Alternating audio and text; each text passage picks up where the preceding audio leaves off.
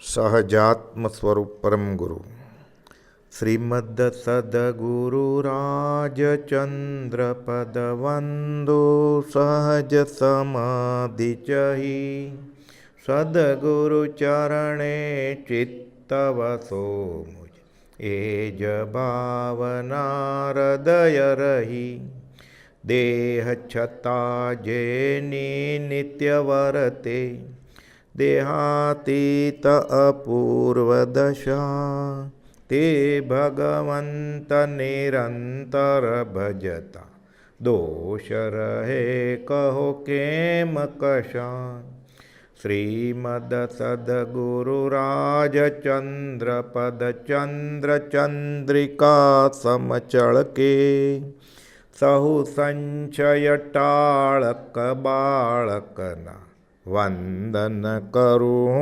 उमळ के त्रिविध ताप बाळे कळी काळे महामोह मुंजवी मारे सुरतरु सम सदगुरु जीवने त्या आश्रय दईने उगारे आश्रय दईने उगारे। પરમાત્મા શ્રીમદ રાજચંદ્ર ભગવાનના વચનામૃત વંચાય છે। મોક્ષમાળા શિક્ષાપાઠ 61માં આપણે આવેલા સુખ વિશે વિચાર। સુખ વિશે વિચાર કૃપાળુદેવે 6 પાઠ લખ્યા છે। સુખ વિશે વિચાર ભાગ 1, 2, 3, 4, 5, 6। એ સુખ વિશે વિચારમાં જે શેઠ છે એ પણ કૃપાળુદેવ જ છે અને પંડિતજી છે એ પણ કૃપાળુદેવ જ છે। આત્મસિદ્ધિમાં શિષ્ય કોણ છે? કૃપાળુદેવ। અને ગુરુ કોણ છે? જવાબ આપનાર ભગવાન કૃપાળુદેવ। કેમ ગીતામાં ભગવાન ઉવાચ અર્જુન ઉવાચ, પછી શ્રી કૃષ્ણ કહે છે પૂર્વાચાર્યો પાસેથી મેં આમ સાંભળેલું, હે જંબુ શ્રી મુખેથી મેં આમ સાંભળેલું। સુધર્મા સ્વામી આગમમાં એમ કહે છે। એ જ પ્રમાણે મુનિ સમાગમનો પાઠ છે 11મો પાઠ વચનામૃતમાં, ભાવનો બોધ કરતા પહેલાં। એમાં એ રાજા જે છે ચંદ્રસિંહ રાજાએ કૃપાળુદેવ, રાજમુનિએ કૃપાળુદેવ। શું કરે?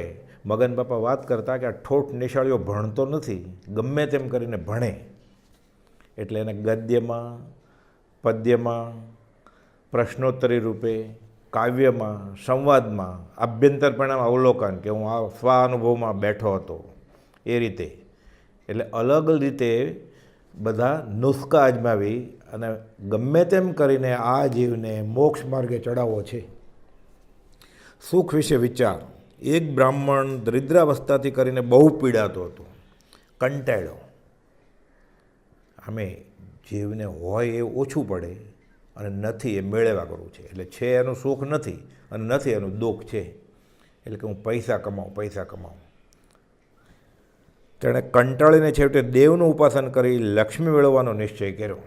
એટલે સામાન્ય રીતે જૈનેતરમાં, હવે તો જૈનમાંય દેવ દેવીની ઉપાસના કરે, કંઈ જોતું હોય તો મળે તો પૂરો પ્રારબ્ધને આધીન, પણ તોય કે ઉપાસના કરું કોઈ દેવ પ્રસન્ન થાય તો એ બધી ઘણી કથાઓની વાતો છે એમાં જૈનેતરમાં તો, કે માગ માગ એટલે માગે સોનું ચાંદી ઘરેણાં પરણવાનું, શરીરની સુખાકારી, બંગલા ગાડી લાડી વાડી જે જોતું હોય માગે, બધું મળે કે નહીં એ તો એ જાણે ને કેવળી જાણે। કૃપાળુદેવે તો કહ્યું જ છે કે દેવ દેવીની તુષ્માનતાને શું કરીશું? એમ જો દેવ દેવી આપી દેતા હોય તો પછી આ વિશ્વની વ્યવસ્થા ચાલે જ કેમ? કર્મના ફળ કેમ ભોગવાય પછી? પણ તોય અહીંયા તો આ સમજવા માટે ઉપદેશબોધ છે। પોતે વિદ્વાન હોવાથી ઉપાસના કરવા પહેલાં વિચાર કર્યો કે કોઈ દેવ તુષ્ટમાન તો થશે, પણ હું માગીશ શું? કે માગ માગ, ભક્ત ઉપર પ્રસન્ન થાય ભગવાન, કે માગ શું માગવું? ખાવાનું માગવું, પીવાનું માગવું, પૈસા માગવું, બંગલો માગવું, લાંબુ આયુષ માગવું, માગવું શું? પછી માગતા આવડવું જોઈએ ને? માગતા તો આવડે એમ નથી, કેમ કે આ જીવની ભૌતિક દ્રષ્ટિ છે। એટલે કૃપાળુદેવ તો સાવ નાની વયે કાવ્ય લખ્યું, એમાં લખ્યું આશીષ અનુકૂળ આપજે ભયભંજન ભગવાન, મને માગતા શું આવડે? કહે છે ક્યું સુખ માગીશું? તપ કરી પછી માગવામાં કંઈ સૂજે નહીં, અથવા ન્યૂન અધિક સૂજે તો કરેલું તપ પણ નિરર્થક જાય, મહેનત માથે પડે। મોક્ષ તો જોતો નથી, વ્યવહારિક સુખ જોતું છે। ઓછું માગી લે તો ગડબડ, કે એવું માગી લે કે એ પચાવી જ ન શકે તોય ગડબડ, તો કરવું શું? કે માટે એક વખત આખા દેશમાં પ્રવાસ કરવો એમ નક્કી કર્યું કે કોણ સુખી છે હું જોઉં। દેશ પરદેશ ફરી અને સૌથી કોઈ સુખી ધનાઢ્ય માણસ, જેને તનનો સુખ, મનનો સુખ, છોકરા છિયાનો સુખ, પત્નીનો સુખ, બધું સુખ હોય એવું સુખ પછી હું માગું. પહેલાં મને હાશકારો થવો જોઈએ કે આ જીવ સુખી છે, એની જેવો હું થાવ. પછી તો ઘણા બધા રમણીય અને રિદ્ધિમાન શહેરો જોયા. યુક્તિ પ્રયુક્તિએ રાજાધિરાજના અંતરપુર સુખ અને વૈભવ પણ જોયા. આ એ જમાનાની વાત છે જ્યારે રાજાશાહી હતી કે યુક્તિ પ્રયુક્તિથી ઓળખાણ કરીને બ્રાહ્મણ પંડિત મંત્ર તંત્ર બોલે, વિદ્યાની વાત કરે સંન્યાસી તરીકે. એટલે પછી કે રાજાના અંતપુરે જોયા કે કયો રાજા સુખી છે, કયો નગરશેઠ સુખી છે, કયો મંત્રી સુખી છે. યુક્તિ પ્રયુક્તિએ રાજાધિરાજના અંતરપુર સુખ અને વૈભવ જોયા. શ્રીમંતોના આવાસ, વહીવટ, બાગ બગીચા, કુટુંબ પરિવાર બધું જોયું. પણ કાંઈ મન માને નહીં. અહીંયા તો આમ છે, અહીંયા તો આમ છે એમ થાય. કોઈક રાજા બહુ સુખી હોય તો કે પત્નીનું દુઃખ હોય, કોઈને સંતાન જ ન હોય રાજાને, કોઈ બૂઢો થઈ ગયો હોય રાજા, માંદો પડ્યો હોય, કે વૈભવ ઘણો છે પણ ભોગવે કેવી રીતે, ભોગવવાની શક્તિ જ નથી. તો શું માગવું શું? કે કોઈને સ્ત્રીનું દુઃખ, કોઈને પતિનું દુઃખ, કોઈને અજ્ઞાનથી દુઃખ, કોઈને વાલાના વિયોગનું દુઃખ, બધી રીતે સુખ હોય. તો કે હમણાં જ વિધવા કે વિધુર થયો છું, તો કે હમણાં અમારો એકનો એક સંતાન ગુજરી ગયો. તો કોઈને નિર્ધનતાનું દુઃખ, કોઈ શાંત ધર્મના અભ્યાસી પંડિત એવા મળ્યા કે આ તો બહુ અભ્યાસી છે, આની જેવું સુખ તો એને ઘરે ખાવા ધાન નથી. પંડિતો ઠોકર ખાય છે અને મૂર્ખ ખમ્મા ખમ્મા કરીને વધાવાય છે. એટલે બધું પેરેડોક્સિકલ, બધું વિરોધાભાસી દેખાય છે. એટલે કે કયું સુખ માગવું? કોઈને નિર્ધનતાનું દુઃખ, કોઈને લક્ષ્મીની ઉપાધિનું દુઃખ. ઘણા પૈસા છે તો કે રાજા લઈ જશે, હવે કર નાખશે. કોઈને શરીર સંબંધી દુઃખ, કોઈને પુત્રનું દુઃખ, કોઈને શત્રુનું દુઃખ, કોઈને જડતાનું દુઃખ, કોઈને મા બાપનું દુઃખ, કોઈને વૈધવ્ય દુઃખ, કોઈને કુટુંબનું દુઃખ, કોઈને પોતાના નીચ કુળનું દુઃખ. બધું બરાબર હોય, રૂપ પણ સારું હોય, કમાતો હોય, હોશિયારી હોય, પણ એક ડાઘો હોય, હલકા કુળમાં જન્મ્યો હોય. એટલે કે ને ચંદ્રને પણ ડાઘ છે એવું થઈને ઊભું રહે, કાળી ટીલી. કુળનું દુઃખ, કોઈને પ્રીતિનું દુઃખ, કોઈને ઈર્ષ્યાનું દુઃખ, કોઈને હાનિનું દુઃખ. એમ એક બે વિશેષ કે બધા દુઃખ સ્થળે સ્થળે તે વિપ્રના જોવામાં આવ્યા. એટલે બ્રાહ્મણનું કંઈ મન માનતું નથી કે કોઈને તનનું સુખ, મનનું સુખ, ચિત્તડાનું સુખ, પણ બધા સુખ સાથે નથી. એટલે એનું મન કોઈ સ્થળે માન્યું નહીં. જ્યાં જોઈએ ત્યાં દુઃખ તો ખરું જ. એકાંત દુઃખે જરીએ લોહે, તનુધારી કોઈ ન સુખ્યા, જે દીઠા બધા દુખ્યા જ દીઠા. કે કોઈ સ્થળે સંપૂર્ણ સુખ તેના જોવામાં આવ્યું નહીં. હોશિયાર હતો, નહીં તો કોઈ પૈસા કે એવો વિભવ જોવે એટલે માગી લે. પણ આ તો પંડિત હતો, અભ્યાસી હતો અને ઉગ્ર તપશ્ચર્યા કરીને દેવને રીઝવવા છે કે પહેલાં હું તૈયારી કરી લઉં, પછી એવું સુખ માગું શાશ્વત કે હું દુઃખી થાવ જ નહીં, પછી ફરીવાર માગવું ન પડે. જેની પ્રાપ્તિ પછી અનંતકાળનું યાચકપણું મટી સદાને માટે અયાચકપણું પ્રાપ્ત થાય. પણ એવું વ્યવહારમાં કેવી રીતે થાય? આ સંસારનો સ્વભાવ જ અનિત્ય છે. તો રોજ બધું સરખું હોય જ નહીં. જ્યાં જોઈએ ત્યાં દુઃખ તો ખરું જ. કોઈ સ્થળે સંપૂર્ણ સુખ તેના જોવામાં આવ્યું નહીં. હવે ત્યારે શું માગવું એમ વિચારતા વિચારતા આમ તો થાક્યો, પણ વળી પાછું કંઈક નસીબ ખીલ્યું. મહાધનાઢ્યની પ્રશંસા સાંભળીને દ્વારિકામાં આવ્યો કે આ શેઠ આગળ જાઓ, તમને સમાધાન થઈ જશે બધું. દ્વારિકામાં મહારિદ્ધિમાન વૈભવયુક્ત બાગ બગીચા વડે સુશોભિત નગર જ આખું એવું.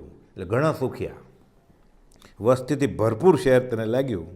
સુંદર અને ભવ્ય આવાસો જોતો અને પૂછતો પહેલાં મહાધનાઢ્યને ઘેર આવ્યો. ધનાઢ્ય તો ઘણા બધા હતા. આ મહાધનાઢ્ય શ્રીમંત મુખગૃહમાં બેઠા હતા. તેને અતિથિ જાણીને બ્રાહ્મણને સન્માન આપ્યું. એ કાળમાં તો અતિથિ દેવો ભવ.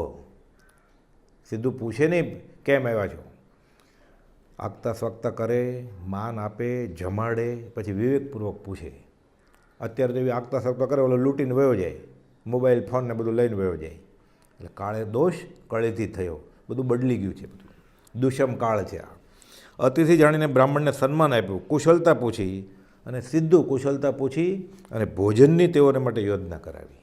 પૂછતા નથી કે તમે શા માટે આવ્યા છો, કે બ્રાહ્મણ છે જમીને જાય, જમ્યા વગર જાય નહીં. જરાવાર જવા દઈ ધીરજથી શેઠે બ્રાહ્મણને પૂછ્યું, આપનું આગમન કારણ જો મને કહેવા જેવું હોય તો કહો. ઉતારો આપ્યો છે, જમણવાર નક્કી થઈ ગયો છે, તોય પછી કે તમારે કહેવું હોય તો કહો શા માટે આવ્યા છે, ને જમીન વયા જાય, પૂછાય નહીં. આ સંસ્કૃતિ હતી, આર્ય સંસ્કૃતિ, અતિથિ દેવો ભવની. બ્રાહ્મણે કહ્યું, હમણાં આપ ક્ષમા રાખો, હમણાં નહીં કહું હું શા માટે આવ્યો છું.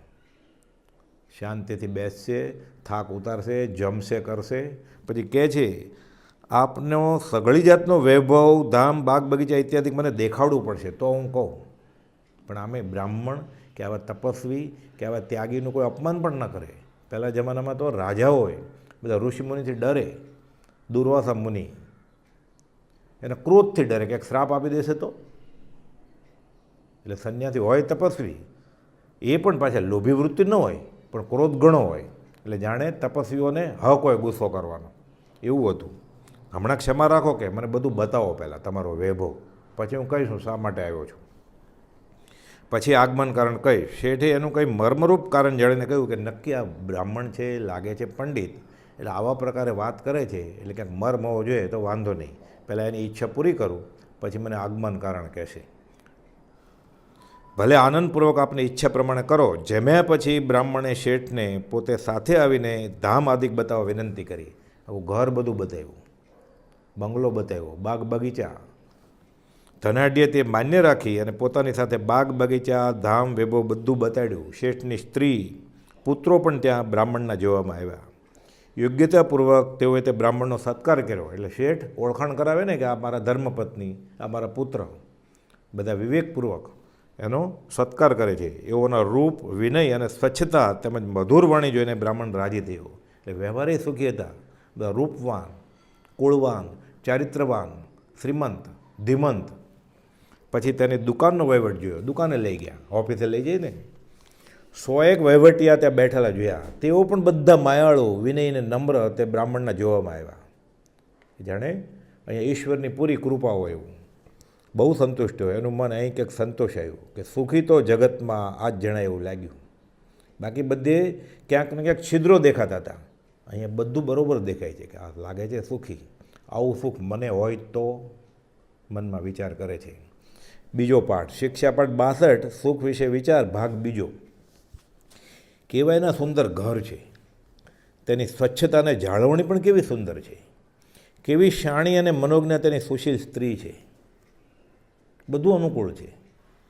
તેના કેવા કાંતિમાન અને કયાગરા પુત્રો છે. કેવું સંપેલું તેનું કુટુંબ છે. લક્ષ્મીની મહેર પણ એને ત્યાં કેવી છે. એટલે સરસ્વતી અને લક્ષ્મી, એટલે વિદ્યા અને લક્ષ્મી સાથે ભેગા, આવું ક્યારેક જ હોય. અહીંયા એવું છે, સંગમ છે સરસ્વતી અને લક્ષ્મીનો. ને સામાન્ય રીતે એમ કહેવત છે કે જ્યાં સરસ્વતી પ્રસન્ન થઈ હોય ત્યાં લક્ષ્મીજી ન હોય, અને લક્ષ્મી પ્રસન્ન થાય એ બુધું હોય, બુડથલ હોય, સાવ જડ ભરત જેવો. ગોપાલદેવે ડુંગરસિંહ ગોસળિયાને કહેલું. એટલે ગોસળિયા પહેલાં સૌભાગભાઈને કહેતા કે જ્ઞાની બધા દુઃખી જ હોય, સરસ્વતી અને લક્ષ્મીને વેર છે. પછી ગોપાલદેવ, આ તો સૌભાગભાઈના દેહ વિલય પછીની વાત છે, જાય છે સાયલા મુકામે. એકવાર ગાડામાં પછી બધા હીરા અને બધી વાત આવે છે. ગોપાલદેવ મુંબઈમાં પ્લેગ, એટલે મુંબઈ છોડીને નીકળેલા, અને ઇસ્કોત્રો સાથે લઈ ગયેલા, એની કળ તૂટી ગયેલી, એટલે કાંઈ બંધે થાય નહીં. ગોપાલદેવ હીરા બધા સાચા હીરા લાખો રૂપિયાના કાઢીને બતાવે છે. ગોસળે કહે છે આમાં ક્યાંક પડી જશે. ગોપાલદેવ અમારું કાંઈ પડતું નથી. પછી ધીરેકથી કહે છે ગોપાલદેવ માર્મિક વાત, એટલે કર્મનો સિદ્ધાંત સમજાવવા માટે, કે તમે પહેલાં સૌભાગભાઈને કહેતા હતા કે લક્ષ્મીને સરસ્વતી સાથે ન હોય. ગોસળિયા કહે છે, પછી કાન પકડે છે, તમારે આગળ જ્ઞાન પણ છે અને ધન પણ છે, ન હોય એવું નથી. લક્ષ્મીની મહેર પણ એને ત્યાં કેવી છે. આખા ભારતમાં એના જેવો બીજો કોઈ સુખી નથી. હવે તપ કરીને જો હું માગું તો આ મહાધનાઢ્ય જેવું સુખ સગળું માગું, આવું મને મળજે. બીજી ચાહના કરું નહીં. હજી એને કાંઈ અંતરંગ ખબર નથી. બહારથી જો જોયું અને પોતાની બુદ્ધિમાં જે બેઠું એ પ્રમાણે માગી લેવું છે. એટલે આપણા બધાની વાત છે. આપણને જે બહારથી સુખ લાગે, બીજાની થાળીમાં લાડવો મોટો લાગે કે મને આવું સુખ હોય તો, મારું આવડું મોટું ઘર હોય તો, પછી ખબર ન હોય વાંજ્યો છે. મને આવી સ્ત્રી હોય તો, પછી ખબર ન હોય કે રોગી છે. મને આવો પતિ હોય તો, આવો રૂપાળો પતિ હોય તો, પછી ખબર ન હોય કે લંગડો છે. મને આવો શાંત ડાયો, બુદ્ધિવાન અને વિચક્ષણ પતિ મળે તો પણ એ કાણિયો પણ હોય. દિવસ વીતી ગયો અને રાત્રિ થઈ, સૂવાનો વખત થયો. ધનાઢ્ય અને બ્રાહ્મણ એકાંતમાં બેઠા હતા. પછી ધનાઢ્ય વિપ્રને આગમન કારણ કહેવા વિનંતી કરી. પાછા પૂછે જ ફરીવાર કે તમને બધું મેં બતાડ્યું, હવે તમે અહીંયા શાંત ચિત્તે જમ્યા, આરામ કર્યો, બેઠા, આખો દિવસ ગયો, બધું જોયું, હવે કયો તમારું અહીંયા પધારવાનું કારણ શું છે?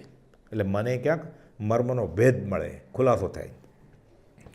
વિપ્ર કહે છે, હવે ખુલાસો કરે છે, હું ઘેરથી એવો વિચાર કરીને નીકળ્યો હતો કે બધાથી વધારે સુખી કોણ છે તે જોવું અને તપ કરીને પછી એના જેવું સુખ સંપાદન કરવું.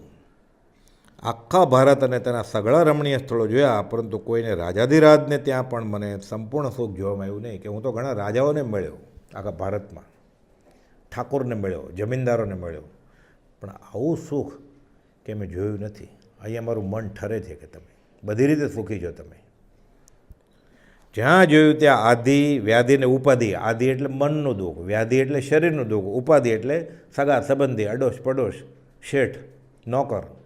આધિ તો ત્રણેયમાં છે જ. પાછી આધિ, વ્યાધિમાં આધિ તો છે અને ઉપાધિમાં આધિ તો છે જ. એટલે મનનું દુઃખ, શરીરનું દુઃખ અને સગા સંબંધીનું દુઃખ, આધિ, વ્યાધિ, ઉપાધિ, ત્રિવિધ તાપથી આ સંસાર બળે છે. આ ભણી આવતા આપની પ્રશંસા સાંભળી એટલે હું અહીં આવ્યો. એટલે આની કીર્તિ નામકર્મનો ઉદય હતો, યશ નામકર્મ.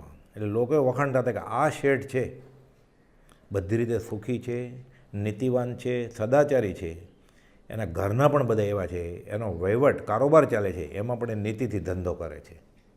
કુપાલદેવ જ્યારે મુંબઈમાં હતા, રેવાશંકર જગજીવનનું પેઢીનું નામ કુપાલદેવને લીધે લોકોએ નામથી જ કે અહીંયા જાશું તો નેકી અને સદાચારીનો ધંધો કરે છે, એટલે છેતરાશું નહીં આપણે અને સાચી સલાહ મળશે. અરે માલ વેચવા આવે કુપાલદેવ કે આ તો ગીરવેનો માલ છે, નહીં તો લઈ લે સસ્તામાં, વેચી નાખે, મોકલાવી દે રંગૂન, તો કેટલો નફો મળે. નહીં કે કુપાલદેવ પોતાનું અધ્યાત્મનું જ્ઞાન, આત્માનું જ્ઞાન પણ એમાં વાપર્યું કે સામેવાળાને હું બોધ દેતો જાઉં, મારે તો હરામનું નથી જોતું, સામેવાળો એ બોધ લઈ જાય કે એ પણ આવી રીતે પેટ ન ભરે, આવી રીતે ન કમાણી કરે, પ્રારબ્ધમાં હશે તો બધું મળશે અને પૂર્ણ બાંધશે તો એવું સુખે મળશે. એક અંશ શાતાથી કરી અને પૂર્ણ કામતા સુધીનું સુખ વિતરાગના ધર્મ જ છે, નીતિમાં સદાચારમાં જ છે. સદાચાર નથી, નીતિ નથી તો પૂર્ણ ક્યાં? એ તો પહેલાંનું પૂર્ણ છે પાપના અનુબંધવાળું, એ વાપરી ખાશે. પછી બોલતાય નહીં આવડે, રડતાય નહીં આવડે, ફરિયાદ કોને કરશે? પછી નરકમાં જશે, ત્યાં કૂતરો થશે, પછી કમ્પ્લેન કોને કરશે કે મારા ગલુડિયા ઉપર ફલાણાની કાર ચાલી ગઈ? એટલે વ્યવહારે કુપાલદેવનો એવો હતો, લખ્યું છે ને કુપાલદેવે આભ્યંતર પરિણામ અવલોકન હાથ નોંધમાં સહજમાં કે તે ધર્મની વિધિ, અર્થની વિધિ, કામની વિધિ અને મોક્ષની વિધિ જાણે છે. અને ધર્મ, અર્થ, કામની વિધિ એવી રીતે જાણે છે કે એ બધું ભેગું કરે, પાછું તેનું પરિણામ મોક્ષ આવે. અહીંયા વાત છે, આધિ, વ્યાધિ, ઉપાધિ નથી. આ ભણી આવતા આપની પ્રશંસા સાંભળી હું અહીં આવ્યો અને સંતોષ પણ પામ્યો. આપના જેવી રિદ્ધિ, સત્પુત્ર, કમાઈ, સ્ત્રી, કુટુંબ, ઘર વગેરે મારા જોવામાં ક્યાંય આવ્યું નથી. આપ પોતે પણ ધર્મશીલ, સદગુણી અને જિનેશ્વરના ઉત્તમ ઉપાસક છો. બધી વાતચીત થઈ એટલે ખબર પડી, વ્યવહારથી ખબર પડે, નેણ વેણ શેણથી ખબર પડે કે આ નીતિવાન કેવો છે. જમવા બેસે ને ખબર પડે, ખાવાનું ખાય, ન ખાવાનું ન ખાય, પીવાનું પીવે, ન પીવાનું ન પીવે, વાપરે નહીં, વિવેકપૂર્વક બધું, એટલે ખબર પડી જાય ને. એથી હું એમ માનું છું કે આપના જેવું સુખ બીજે નથી. ભારતમાં આપ વિશેષ સુખી છો. સુખી ઘણા છે, તમે વિશેષ સુખી છો. આવા સુખી કોઈ મેં જોયા નથી. ઉપાસના કરીને કદાપી દેવ કને યાચું તો આપના જેવી સુખ સ્થિતિ યાચું કે હવે હું તપશ્ચર્યા કરીશ, દેવ પ્રસન્ન થશે, એટલે પૂછે માગ માગ, એટલે હું કહીશ આ શેઠ જેવું સુખ મને મળો. એને હજી અંતરંગનો ભેદ ખબર નથી, શેઠને પૂછે પછી ખબર પડે ને. ધનાઢ્ય કહે છે, હવે છે તો ધનાઢ્ય, ધનવાન નહીં, ધનાઢ્ય છે. પંડિતજી, આપ એક બહુ મર્મ ભરેલા વિચારથી નીકળ્યા છો. વાત તો તમારી સાચી છે. નાનામાં નાના પ્રાણીથી કરીને મદોન્મદ હાથી બધાને સુખ જ જોઈએ છે. અને તમારો વિચાર તો ગહન છે કે ઉગ્ર તપશ્ચર્યા કરશું, દેવને પ્રસન્ન કરશું અને જાણે હું પછી શાશ્વત સનાતન સુખ પામી લઉં, એવો વ્યવહારિક બધી રીધિ સીધી માગું, એમ સુખ મળતું હશે. એટલે કહે છે તમે બહુ મર્મ ભરેલા વિચારથી નીકળ્યા છો. એટલે અવશ્ય આપને જેમ છે તેમ સ્વ અનુભવી વાત હું કહું છું. એટલે બધાને કંઈ મારો ભૂતકાળ કહેવા બેસતો નથી હું, પણ તમારો આ પ્રશ્ન તો બહુ માર્મિક છે, મર્મ ભરેલો ખ્યાલ છે. એટલે તમને હું આ વાત કરું એટલે તમને ખબર પડે કે તમારે મારા જેવું સુખ જોઈએ છે. પછી જેમ તમારી ઈચ્છા હોય તેમ કરજો. હે દેવાનું પ્રિય, તને જેમ ગમે તેમ કર. તીર્થંકર ભગવાન સમવસરણમાં કોઈને કહે નહીં આંગળી ચીંધીને, ભાઈ ઊભા થાવ, દીક્ષા લઈ લ્યો, નહીં તો નરકે જશો. શ્રેણિક રાજા વિનંતી કરતા હતા, ભગવાન મહાવીર કહેતા નહોતા તું નરકે જઈશ. હું તમારો ભક્ત શ્રાવક ધર્મ પાળે, પછી વારંવાર વિનંતી કરે છે. ઉપાસક હતો કે મને કયો, પછી ભગવાન મહાવીર ખુલાસો કરે છે કે તારી આ ગતિ છે.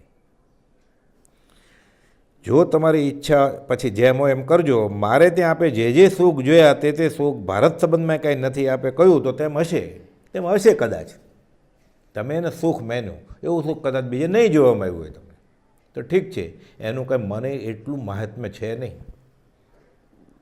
પણ ખરું એ મને સંભવતું નથી. ખરેખર જે તમે સુખ કહો છો એ મને એવું સંભવતું લાગતું નથી કે આ સુખ કહેવાય. એટલે 2 કાર હોય 2 કરોડની, તો ડાબો પગ એક કારમાં અને જમણો પગ બીજી કારમાં, એમ તો મુકાય નહીં. એટલે કે તમે કદાચ જોયું પણ હશે, પણ મને આ લાગતું નથી. આ 10 રૂમનો બંગલો હોય, સૂવા માટે તો 2.5 ફૂટની અને 6 ફૂટ લાંબી ને 2.5 ફૂટ પહોળી એટલું જ જોઈએ, અને પછી તો 3 હાથ જગ્યા જ જોઈએ ખાલી છેલ્લે મરે ત્યારે તો. એટલે જે સુખ જોયા તે સુખ ભારત સંબંધમાં કાંઈ નથી આપે કહ્યું તો તેમ હશે, એની ના નહીં, પણ ખરું એ મને સંભવતું નથી. હું એને સુખ માનતો નથી. મારો સિદ્ધાંત આવો છે કે જગતમાં કોઈ સ્થળે વાસ્તવિક સુખ નથી. આ છે ધનાઢ્ય, એ કહે છે કે આ જગતમાં કોઈ સુખી હોય જ નહીં. નવો સિદ્ધાંત સાંભળ્યો, બ્રાહ્મણ તો માગવા નીકળેલો કે કોક તો સુખી હોવો જ જોઈએ. આ સિદ્ધાંતિક વાત કરે છે શેઠ કે વાસ્તવિક રીતે હું પણ સુખી નથી. તમે મને સુખી જુઓ છો, જગત દુઃખથી કરીને દાટતું છે, તમે મને સુખી જુઓ છો, પણ વાસ્તવિક રીતે હું પણ સુખી નથી કહે છે. વાસ્તવિક મૂળમાં આ તો બહારથી દેખાય છે, ખાલી કપડું પહેર્યું છે એટલે શિયાળે સિંહનું મોઢું પહેરવું છે તો શિયાળ જ. વિપ્ર કહે છે આપનું આ કહેવું કોઈ અનુભવ સિદ્ધ અને માર્મિક હશે. આ અભ્યાસી છે બ્રાહ્મણ. એટલે કહે છે તમે આ બધી આવી રીતે વાત કરો છો એટલે અનુભવની વાત છે અને માર્મિક લાગે છે. મેં અનેક શાસ્ત્રો જોયા છે, પણ એને આવો વિચાર નહોતો આવ્યો કે શાશ્વત સનાતન સુખ કયું, પરમ શાંતિ મળે એ સુખ. વિતરાગનો કહેલો પરમ શાંત રસમય ધર્મ પૂર્ણ સત્ય છે. આ સુખના, આ શાંતિપૂર્ણ સુખની આણે ખાસ વિચારણા કરી નહોતી. એટલે કહે છે મેં અનેક શાસ્ત્રો જોયા છતાં મર્મપૂર્વક વિચારો આવા લક્ષ્યમાં લેવા પરિશ્રમ જ લીધો નથી. શાસ્ત્રમાં લખ્યું પણ હોય પણ કોઈ સમજાવનાર ન મળ્યા હોય તો. એટલે કે મેં શાસ્ત્રો તો ઘણા બધા વાંચ્યા હતા, પંડિત, પણ પોથી પંડિત હોય તો કેમ ખબર પડે. એટલે ઘણું બધું વાંચી લીધેલું, પણ કે મેં આમાં મહેનત કરી જ નથી કે ખરું સુખ શું, મર્મપૂર્વક મેં વિચાર્યું જ નથી. તે મને એવો અનુભવ સર્વને માટે થઈને થયો પણ નથી કે બધા દુઃખી હોય. મને તો ઘણા સુખી લાગે છે હજી મારી બુદ્ધિથી. હવે આપને શું દુઃખ છે તે મને કહો, કે મને તો દેખાતું નથી, તમે ક્યાં દુઃખી છો કે. તેને કે પંડિતજી આપની ઈચ્છા છે તો હું કહું છું તે લક્ષ્યપૂર્વક મનન કરવા જેવું છે અને એ ઉપરથી કંઈ રસ્તો પામવા જેવું છે. માર્મિક વાત કરે છે કે હું તમને વાત તો કરું છું મારી, તમે એ વાત સાંભળી વિચાર કરજો, અવધરજો, અને એ ઉપરથી તમને ક્યાંક રસ્તો મળશે કે સાચા સુખનો રસ્તો કયો છે. નહીં તો પાછા કદાચ દેવ પ્રસન્ન થશે ને આપશે તો એનું એ જ છે પાછું જન્મ મરણ. ભરતી પછી તો ઓટ, અને ઓટ પછી જુવાળ, તડકા છાયા. શિક્ષાપટ 63 સુખ વિશે વિચાર ભાગ 3. જે સ્થિતિ હમણાં મારી આપ જુઓ છો, ધનાઢ્ય વાત કરે છે, તે સ્થિતિ એટલે લક્ષ્મી, કુટુંબ અને સ્ત્રી સંબંધમાં આગળ પણ હતી. ક્યારે નહોતું કે લક્ષ્મી, અધિકાર, કુટુંબ, પરિવાર ભય બહુ થઈ ગયું, ભોગવતો જ આવ્યો છે. ક્યાંક એક વધારે એક ઓછું, પણ આ બધું ભોગવી લીધું છે એણે. જે વખતની હું વાત કરું છું તે વખતને લગભગ 20 વર્ષ થયા. એટલે પૂર્વભવની વાત નહીં, આ જ ભવની વાત કરે છે. જો પૂર્વભવ છે એ આપણને પ્રતીતિમાં આવી જાય કે પોતાને એક ભવ દેખાય તો કોઈને પૂછવાની જરૂર જ નથી. ન દેખાય અને કહેનાર પુરુષ સાચા છે એ થઈ ગયું, તો એને વૈરાગ આવે. હજી પૂર્વભવ છે એ આપણને પ્રતીતિમાં બુદ્ધિથી પણ નથી આવતું, એટલે જીવ આ ભવ મીઠા તો પરભવ કોણે દીઠા એવી રીતે જીવે છે. 4 કોષ ગ્રામાંતરે ખર્ચી બાંધેલાર, પરભવ નિશ્ચય જાવણો તો કરીએ ધર્મ વિચાર. આપણે કાલની વાત કાલે કે હમણાં મજા કરી લઉં. બહુ નાનો હિસાબ સમજે છે, પણ આ 5-15 વર્ષ કે 50-100 વર્ષનો હિસાબ નથી, આ ભવનો હિસાબ છે. એ કેમ સમજાય? એટલે કહે છે કે લગભગ 20 વર્ષ પહેલાંની આ વાત છે. વ્યાપાર અને વૈભવની બહોળાશ એ સઘળું વહીવટ અવળો પડવાથી બધું ઘટવા માંડ્યું. આવો જ ધંધો મારે કારોબાર પહેલાંય હતો. લક્ષ્મી પુણ્યની દાસી છે, પુણ્ય પરવરી જાય, ચંચળ છે, એનું નામ જ ચંચળા છે, વહી જાય. એટલે બધો વેપાર ને બધું કારોબાર બધું ઊંધું પડવા માંડ્યું, ખોટ જવા માંડી. માલ લીધો હોય વેચાય નહીં, બજાર ભાવ ઘટી જાય, ચોરી થાય, કોઈ ઉઘરાણી મોટી ફસાઈ જાય. બધો વહીવટ અવળો પડવાથી બધું ઘટવા માંડ્યું. કોટ્યાવધી કહેવાતો હું ઉપરા ચાપરી ખોટના ભાર વહન કરવાથી લક્ષ્મી વગરનો માત્ર 3 વર્ષમાં થઈ પડ્યો. પછી તો આપ ફાટે તો થીગડા ક્યાં દેવા? નુકસાન ઉપર નુકસાન જ થાય. નીચું કર્મ નીચું રહેવાને સર્જેલું આ દુનિયામાં. પછી ઘણીવાર એવા ભારે કર્મનો ઉદય હોય ને એટલે જ્યાં ત્યાંથી ભાલા જ વાગે. પછી એ ધંધામાંય ખોટ જાય ત્યારે શરીરે બગડે, ત્યારે ઘરમાંય કોઈ બીજો માંદો પડે કે મરી જાય. નજીકનો મિત્ર હોય એ દગો દે, આગ લાગે મોટી. ઉઘરાણી જે કરવાની હોય એ શેઠ નીતિવાન હોય એ જ ગુજરી જાય, અને સંતાન પછી કે અમે તમને ઓળખતા જ નથી. લક્ષ્મી વગરનો માત્ર 3 વર્ષમાં થઈ પડ્યો. જ્યાં કેવળ સવળું ધારીને નાખ્યું હતું ત્યાં બધું અવળું પડ્યું. બધા પાસા પછી અવળા પડે, અને પુણ્યનો ઉદય હોય ત્યારે અવળા કરે સવળા પડે. ગોપાલદેવ કહે એવામાં મારી સ્ત્રી પણ ગુજરી ગઈ દુકાળમાં અધિકમાં. તે વખતમાં મને કોઈ સંતાન પણ નહોતું, સ્ત્રી ગુજરી ગઈ. જબરી ખોટોને લીધે મારે અહીંથી નીકળી જવું પડ્યું. ફરીવારે પરણે પુનર્લગ્ન કરે, કોણ આપે? ખાવાનું જ ન હોય તો. મારા કુટુંબીઓએ થતી રક્ષા કરી, બનતી થોડી ઘણી મહેનત કરે, થોડી ઘણી મદદ કરે પછી, પરંતુ તે આપ ફાઈટરનું થીગડું હતું. જ્યાં એક સાંધે ત્યાં 13 તૂટે. શું કરું? અન્ન અને દાંતને વેર થવાથી તે સ્થિતિએ હું બહુ આગળ નીકળી પડ્યો. અન્ન અને દાંતને વેર એટલે કહેવત છે, એટલે ખાવાનું જ ન મળે. નહીં તો દાંતથી બટકા ભરે ચાવે, પણ ખોરાક હોય તો ચાવે ને. એટલે અન્ન અને દાંતને વેર છે. એટલે અન્ન હોય ત્યારે દાંત ન હોય, ને દાંત હોય બધું 32 પૂરી છે ત્યારે ખાવાનું જ નથી. અન્ન અને દાંતને વેર કહેવાય. જ્યારે હું ત્યાંથી નીકળ્યો ત્યારે મારા કુટુંબીઓ મને રોકીને રાખવા માંડ્યા કે તે ગામનો દરવાજો પણ દીઠો નથી, માટે તને જવા દેવાય નહીં. શાલી બધાની રીધિમાં આવે છે ને, શ્રેણીકરા કે રાજ દરબારમાં એને મોકલો. અરે કે એક વેપાર નથી કર્યો ભદ્રા શેઠાણી કે છે એણે કોઈ જાતનો, એ બસ મહાલયમાં જ હોય. એને આ વ્યવહાર ખબર જ નથી, ધંધા વિશે કાંઈ ખબર જ નથી. એમ કે અહીંયા કહે છે કે તે ગામનો દરવાજો તો દીઠો નથી, તો ક્યાં જઈશ જઈને? માટે તને અમે જવા ન દઈએ.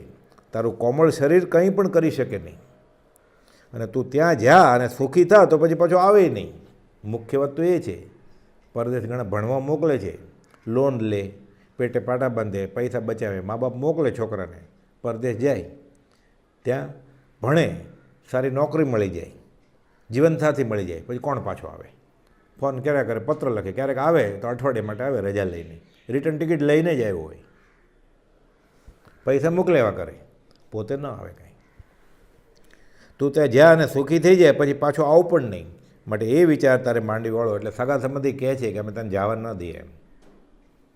ઘણા પ્રકારથી તેઓને સમજાવી સારી સ્થિતિમાં આવીશ ત્યારે અવશ્ય અહીં આવીશ એમ વચન દઈ જાવા બંદર હું પર્યટને નીકળી પડ્યો. એટલે હિન્દુસ્તાનથી પછી જાવા બંદરે ક્યાંક વેપાર કરવા માટે હું નીકળું. બધાને સમજાવે કે ના હું પાછો આવીશ, વચનબદ્ધ છું હું, એમ કરીને નીકળી ગયા દૂર દૂર. પ્રારબ્ધ પાછા વળવાની તૈયારી થઈ. એક સરખા દિવસ કોઈના સુખનાય નથી જતા અને દુઃખનાય નથી જતા. ઊંચી નીચી ફર્યા કરે જીવનની ઘટમાળ. ભરતી પછી તો ઓટ ને ઓટ પછી જુવાળ. એ છાયા પછી પાછો તડકો આવ્યો. એટલે કહે છે પ્રારબ્ધ પાછા વળવાની તૈયારી થઈ. દેવ યોગે મારી કને એક દમડી પણ નહોતી રહી.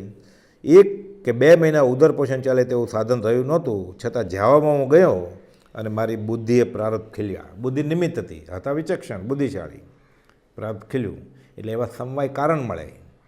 કાળ, ભાવ, ઉદ્યમ, નસીબ તથા ભાવિ બળવાન. પાંચો કારણ જબ મિલે તબ કાર્યસિદ્ધિ નિદાન. એમાં મહેનત કરી આણે, મુખ્ય પુરુષાર્થ એ કર્યો, બુદ્ધિ નિમિત્ત બની, બુદ્ધિએ પ્રારબ્ધ ખીલવ્યું, ત્યારે બધું અનુકૂળ જ થાય. નહીં તો બુદ્ધિએ બેડ મારી જાય, પછી એવો જ નિર્ણય લે કે નુકસાન જ થાય. પણ હવે દેવ યોગે એનું સવળું થવાનું હતું, એટલે બુદ્ધિ કર્મ અનુસારીણી એ પ્રમાણે નિર્ણય લે છે. અને જે વાહનમાં હું બેઠો હતો તે વાહનના નાવિકે મારી ચંચલતા અને નમ્રતા જોઈને પોતાના શેઠ આગળ મારા દુઃખની વાત કરી કે આમ હું ચંચળ, હોશિયાર, ચબરાક, પણ પાછો નમ્ર, આચકલો કે છકી ગયેલો નહીં. એટલે શેઠને વાત કરે છે કે આમાં મારા ભાઈની વાત છે હોશિયાર માણસ. તે શેઠે મને બોલાવી અમુક કામમાં ગોઠવી દીધો. શેઠને કારોબાર મોટો, કે આવા હોશિયાર માણસ હોય વિચક્ષણ તો આપણે કામના છે, ગોઠવી દીધા. જેમાં હું મારા પોષણથી 100 ગણું પેદા કરતો હતો. પછી જે જરૂર હોય એના કરતાં 4 ગણું કમાવા માંડ્યા, એટલે બચત થવા માંડી, પૈસા જમા થવા માંડ્યા. એ વેપારમાં મારું ચિત્ત જ્યારે સ્થિર થયું ત્યારે ભારત સાથે વેપાર વધારવાનો પ્રયત્ન કર્યો ને તેમાં ફાવ્યો. પછી તો રૂપિયાના 3 આઠાના થવા માંડે પૂર્ણ હોય એટલે. 2 વર્ષમાં 5 લાખ જેટલી કમાણી થઈ. અને પછી શેઠ પાસેથી રાજી ખુશીથી આજ્ઞા લઈ મેં કેટલોક માલ ખરીદી દ્વારિકા ભણી આવવાનું નક્કી કર્યું. ઘણું કમાણા. પછી વિચાર કર્યો કે હું પોતાનો જ કારોબાર કરું અને પાછો ભારત દેશમાં જાઉં. એટલે શેઠને કહે છે, પછી આજ્ઞા લે છે કે તમારો ઘણો આભાર, તમે ખરે સમયે મને મદદ કરી, હવે હું પાછો મારા દેશે જાઉં છું. રાજી ખુશીથી આજ્ઞા લઈ મેં કેટલોક માલ ખરીદી દ્વારકા ભણી આવવાનું કર્યું કે આ બધો માલ અહીંયા વેચશું પાછો જાવા બંદરથી હિન્દુસ્તાનમાં, અને ધંધો ત્યાં કરશું. થોડે કાળે ત્યાં આવી પહોંચ્યો ત્યારે બહુ લોક સન્માન આપવા મને સામા આવ્યા, અને હું મારા કુટુંબીઓને આનંદ ભાવથી જે મળ્યો, બધાને મળે છે, તેઓ મારા ભાગ્યની પ્રશંસા કરવા લાગ્યા. પાછા શેઠ થઈ ગયેલા, પહેલાં કરતાં વધારે ધનવાન.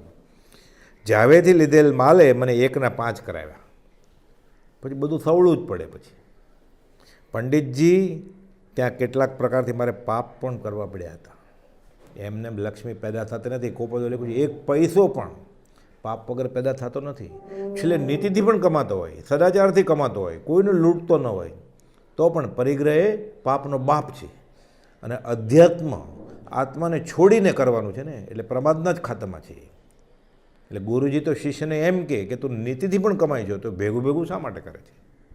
કે ના, હું પછી દાન દઈશ, હું ધર્મશાળા બંધાવીશ, હું સ્વામી વાત્સલ્ય કરીશ, હું મંદિર બંધાવીશ. તારે હાથ ખરડી અને પછી પાછા સાફ કરવા, એ કરતાં ખરડવા જ રહેવા દે. કાદવમાં હાથ નાખવો છે, પછી હું ધોઈ નાખીશ, એ કરતાં નાખ જ નહીં ને, એટલે ધોવાની માથાકૂટ નહીં. પીપા પાપ ન કીજીએ પુણ્ય કિયા 12,000, કે પછી હું પુણ્ય કરીશ. હમણાં તું પાપ જ નહીં કર, કેમ કે 1 પૈસો પાપ વગર પેદા થાય નહીં. ખાડો થાય તો જ ટેકરો થાય. એક જગ્યાએ ખાડો થાય, બીજી જગ્યાએ ટેકરો થાય. દેખાય ન પણ દેખાય. મારે પાપ પણ કરવા પડ્યા હતા. પૂરું ખાવા પણ હું પામ્યો નહોતો. પરંતુ એકવાર લક્ષ્મી સાધ્ય કરવાનો જે પ્રતિજ્ઞા ભાવ કર્યો હતો તે પ્રારબ્ધ યોગથી તો પડ્યો. પાછો પોતાની હોશિયારીની વાત નથી કે મેં નિયમ લીધેલો કે હું આટલું કમાવા જ, હવે ખાવા પીવાનું બાજુમાં રાખ્યું, પોતાનો દેશ ભૂલીને પરદેશ ગયા. પણ કહે છે પ્રારબ્ધ યોગથી મને મળ્યો. મેં પ્રતિજ્ઞા લીધી, પણ એ પ્રારબ્ધ હતું એટલે ફળી, નહીં તો દાપણ કામ આવે નહીં. જે દુઃખદાયક સ્થિતિમાં હું હતો તે દુઃખમાં શું ખામી હતી? વાત કરે છે પોતાના દુઃખની, અને યાદ આવે તો આંખમાં આંસુ આવી જાય છે. સ્ત્રી પુત્ર એ તો જાણે નહોતા જ. સ્ત્રી ગુજરી ગઈ અને સંતાન તો હતું નહીં. મા બાપ આગળથી પરલોક પામ્યા હતા, એ તો પહેલેથી જ ગુજરી ગયા હતા મા બાપ. તો હવે મદદ કોણ કરે? ઘરના નજીકના કહેવાય એવો કોણ? કુટુંબીઓના વિયોગ વડે અને વિના દમડીએ જાવે જે વખતે હું ગયો તે વખતની સ્થિતિ અજ્ઞાન દ્રષ્ટિથી આંખમાં આંસુ આણી દે તેવી છે. અજ્ઞાન દ્રષ્ટિથી, જ્ઞાન દ્રષ્ટિથી બધું દુઃખદાયક જ છે. આ રેતીમાંથી તેલ નીકળે જ નહીં, એટલે દુઃખી થવા જેવું જ નથી. પણ કે અજ્ઞાન દ્રષ્ટિથી હું વિચારું તો અત્યારે વાત કરીએ તોય આંખમાંથી આંસુ જોવા માંડે એવું દુઃખ હતું મને. અત્યારે સમજાય છે કે સંસારનું આ જ રૂપ છે, શેઠ કહે છે. પણ નહીં તો સામાન્ય માણસને આ વાત સાંભળીને રડવું આવી જાય. આ વખતે પણ ધર્મમાં લક્ષ્ય રાખ્યું હતું, ધર્મ નહોતા ભેલ્યા. દિવસનો અમુક ભાગ તેમાં રોકતો જ હતો. તે લક્ષ્મી કે એવી લાલચે નહીં, પરંતુ સંસાર દુઃખથી એ તારનાર સાધન છે એમ ગણીને. જ્યારે આવી સ્થિતિ હતી, દારિદ્ર્યપણું હતું, ત્યારે પણ ધર્મને હું ભૂલ્યો નહોતો. શા માટે ન તો પેલા લખે છે કે હું ધર્મ કરીશ એટલે મારું પુણ્ય બંધાઈને હું સુખી થાય છે એટલે નહીં. શુદ્ધ ભાવે ધર્મની કરણી, શુદ્ધ ભાવે ધર્મ લખ્યો, શુભના ભાવે નહીં. શુદ્ધ ભાવે શુભ કરવાની છૂટ છે, પણ વ્યવહારિક સુખી થાવ એ અર્થે ધર્મની ક્રિયા નહીં. જો વ્યવહારિક સુખી થવા માટે ધર્મની કરણી કરે નિયાણા તપ ગણે. કદાચ પુણ્ય બંધાય, એ હલકા પ્રકારનું પુણ્ય બંધાય, એ પુણ્યના ઉદયમાં એની બુદ્ધિ ભ્રષ્ટ થાય અને જીવ અધોગતિ પામે. પછી પુણ્ય કરે અમરાપુર પામે, અંતે 84 માય. અને નીતિ નિયમ છોડીને જ પૈસા ભેગા કર્યા હોય તો એવું હલકા પ્રકારનું પુણ્ય હોય, પાપાનુબંધી પુણ્ય તો કમાય. પછી શું થાય? તપેશ્વરી રાજેશ્વરી, રાજેશ્વરી નરકેશ્વરી. વ્યવહારિક લાલચે કંઈ ધર્મની ક્રિયા કરી જ નથી. કે લક્ષ્મી કે એવી લાલચે નહીં, પરંતુ દુઃખથી તારનારા સાધન છે. મારે તો શાશ્વત સુખ જોતું હતું, ધર્મ ભૂલવો નથી એ મારા સંસ્કાર હતા. એટલે એવી સ્થિતિમાં પણ મેં ધર્મનું શરણું છોડ્યું નહોતું. ગોપાલે લખ્યું છે કે પોતાની વ્યવહારિક ઈચ્છા પૂરી ન થતી હોય તો પણ જે સત્પુરુષનો આશ્રય છોડી ન દે, આ ખરો નિકટભવી જીવ છે. એમ ગણીને, શું ગણીને? કે દુઃખથી એ તારનાર સાધન છે. કયું દુઃખ? સંસાર દુઃખથી, વ્યવહારિક નહીં. મોતનો ભય ક્ષણ પણ દૂર નથી, માટે એક કર્તવ્ય જેમ બને તેમ કરી લેવું. પછી ચેત ભરતેશ્વર ચેત, કાળ ઝપાટા દેત. કે ગમે ત્યારે મરી, તારે માથે કોપી રહ્યો કાળ. મને ખ્યાલ હતો કે આયુષ્ય આ કંઈ શાશ્વત નથી. એ રીતે એ સમજીને હું ધર્મ કરતો હતો. માથા ઉપર મરણ ભમે છે, કાળ રહ્યો છે તાકીને. એવું મારી મુખ્ય નીતિ હતી. દુરાચારથી કંઈ સુખ નથી, મનની તૃપ્તિ પણ નથી, અને આત્માની મલિનતા જ છે. એ તત્વ ભણી મેં મારું લક્ષ્ય દોરેલું હતું. હવે શિક્ષા પાઠ 64, સુખ વિશે વિચાર, ભાગ 4. અહીં આવ્યા પછી હું સારા ઠેકાણાની કન્યા પામ્યો. એ બધું સવળું પડે ને એટલે બધું પછી સોનાનું નળિયા દેખાય, એટલે હવે સારા માગા આવે. પછી ધના દારિદ્ર્ય અવસ્થામાં અને કર્મના ઉદય પછી બીજે ફરતા ફરતા પછી તો એ ધંધો એવું બધી કમાણી થાય ને. બધા રાજાઓ એને કન્યાઓ આપે, પોતાની નગર શેઠો કન્યા આપે. ફરતા પછી પાછા આવ્યા ત્યારે 8 કન્યા લઈને આવ્યા. અહીં આવ્યા પછી હું સારા ઠેકાણાની કન્યા પામ્યો, તે પણ સુલક્ષણી અને મર્યાદાશીલ નીવડી. એ વડે કરીને મારે 3 પુત્ર થયા. વહીવટ પ્રબળ હોવાથી ને નાણાંને વધારે, કહીએ ને આપણે પૈસાને ખેંચે, નાણાંને વધારતું હોવાથી 10 વર્ષમાં હું મહાકોટ્યાવધી થઈ પડ્યો. એને પૈસાવાળો હોય એટલે બધા ધીરે એને ઉધાર. પુત્રની નીતિ, વિચાર અને બુદ્ધિ ઉત્તમ રહેવા મેં બહુ સુંદર સાધનો ગોઠવેલા. એટલે નિત્યક્રમ ગોઠવેલો, સદાચારની વાતો કરે, કથાયોગની વાતો કરે, સંસ્કાર એવા રેડેલા. એટલે છોકરાઓ પણ અવળે રસ્તે ચડી ન જાય, ખાવા પીવાનો વિવેક ન ગુમાવે, ધંધામાં પણ દુરાચારી ન થઈ જાય, અને ભોગ ઉપભોગમાં જિંદગી કાઢે નહીં. એટલે કે જે પુત્રની નીતિ, વિચાર અને બુદ્ધિ ઉત્તમ રહેવા મેં સુંદર સાધનો ગોઠવ્યા હતા, જેથી તેઓ આ સ્થિતિ પામ્યા છે. ધર્મ એનું નિમિત્ત છે. એટલે થોડામાં થોડું પણ સુખ હોય એ ધર્મને કારણે જ છે. એટલે પોતાની હોશિયારીથી હું સુખી થયો એમ માનવાનું નથી. મારા કુટુંબીઓને યોગ્ય સ્થળે ગોઠવી તેઓની સ્થિતિને મેં સુધરતી કરી. બધા નજીકના સગા સંબંધી હતા, એ બધાને એ રીતે બદલો વાળવા માટે બધાને યોગ્ય સ્થળે ગોઠવી દીધા. એટલે એનું પણ ભરણ પોષણ થાય અને બધા સદાચાર નીતિપૂર્વક સંસાર પસાર કરી શકે. દુકાનમાં મેં અમુક નિયમો પણ બાંધી લીધા, નિયમ સદાચારના. ઉત્તમ ધામનો આરંભ કરી લીધો. આ ફક્ત એક મમત્વ ખાતર કર્યું. મને સંસારનો મોહ હજી ગયો નહોતો, અને માર ખાધો હોય ને પછી એક પ્રકારનું મનમાં ને મનમાં વટ હોય, કરીને બતાવું, મોટું ઘર લઈને બતાવું, ફરીવાર એટલું કમાઈને બતાવું, ફરીવાર ધીકતો ધંધો કરીને બતાવું, લોકોને પણ બતાવી દઉં કે હું પણ કાંઈ ઓછો નથી. આમ ફક્ત એક મમત્વ ખાતર કહેલું. ગયેલું બધું પાછું મેળવ્યું, અને કુળ પરંપરાનું નામાંકિતપણું જતું અટકાયું. એટલે કુળ બોળક પુત્ર થયો કે બધું ગુમાવ્યું એમ નહીં. એટલે કુળ પરંપરાનું નામાંકિતપણું જતું અટકાયું. બધું વ્યવહાર જ. કુટુંબના નામને બધું કુપાલું લખ્યું છે ખરી મહત્તાના પાઠમાં, કંઈ શાશ્વત રહેવાનું નથી.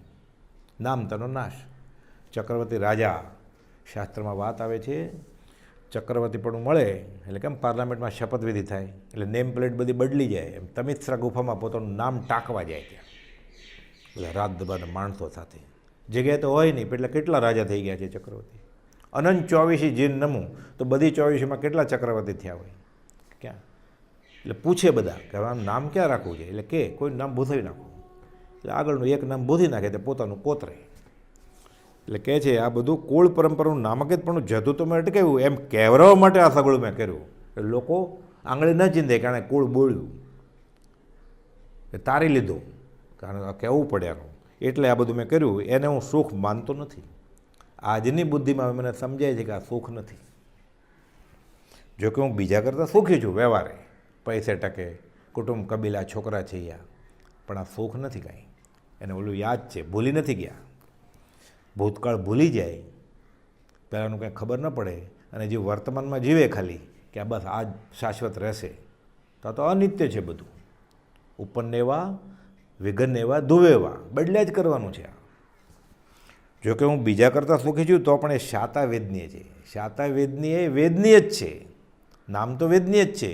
અશાતા વેદનીય વધારે દુઃખી લાગે. જ્ઞાની અજ્ઞાની બધાને ખબર હોય. શાતા વેદનીય જ્ઞાની જાણે છે, વિચારક પુરુષ જાણે છે કે આ એ દુઃખનું જ કારણ છે, આ એ વેદનીય જ છે.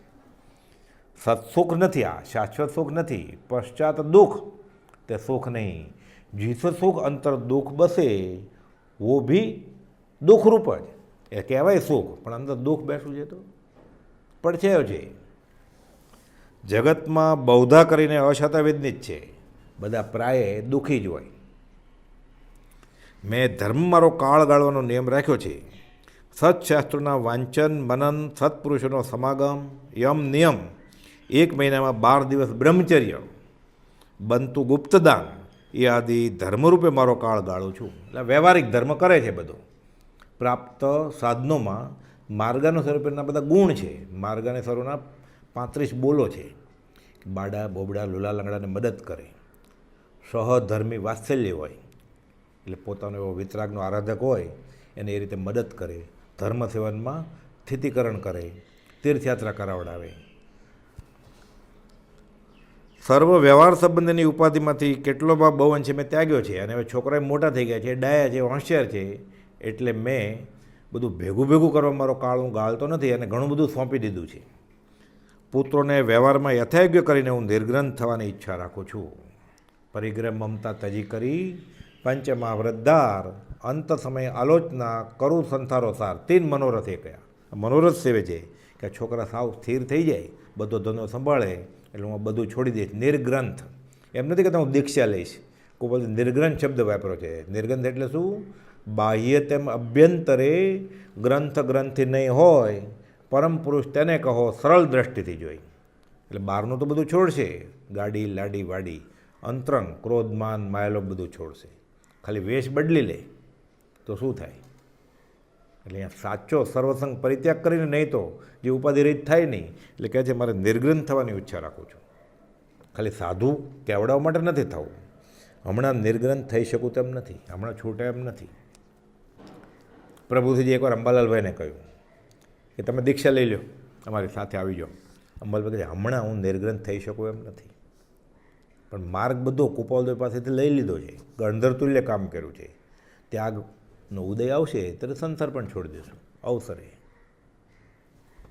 હમણાં નિર્ગ્રંથ થઈ શકું તેમ નથી. એમાં સંસાર મોહિને કે એવું કંઈ કારણ નથી.